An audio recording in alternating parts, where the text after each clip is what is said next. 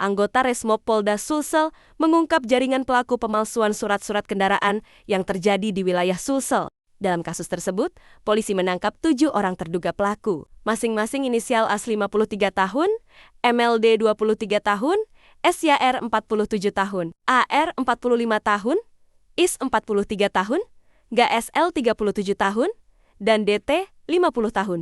Tertangkapnya 7 pelaku itu setelah anggota Resmob Polda Sulsel menerima informasi terkait maraknya masyarakat menggunakan STNK yang sengaja dipalsukan, kemudian digunakan pada kendaraan miliknya.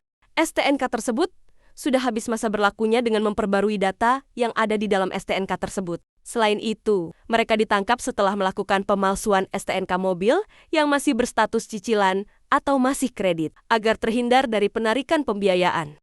Adapun barang bukti yang disita berupa 8 unit motor, 3 lembar STNK, 1 laptop, dan 1 printer. Kemudian, 3 handphone, 8 unit mobil, 1 set komputer, dan 7 buah GPS mobil.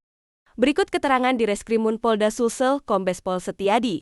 Bahwa kendaraan yang ada ini ada 2. Ada yang dari hasil penggelapan leasing, dan ada sepertinya mobil curian. Ini tim kita masih bergerak. Jadi berdasarkan pengakuan dari tersangka yang kita amankan, itu ada sekitar ratusan yang diproduksi untuk STNK aspal. Asli tapi palsu. Kita kembangkan terus. Tim kami masih terus bergerak. Operasi ini ada sekitar 2 tahunan berjalan. 2 tahunan ya? Sekitar 2 tahunan berjalan.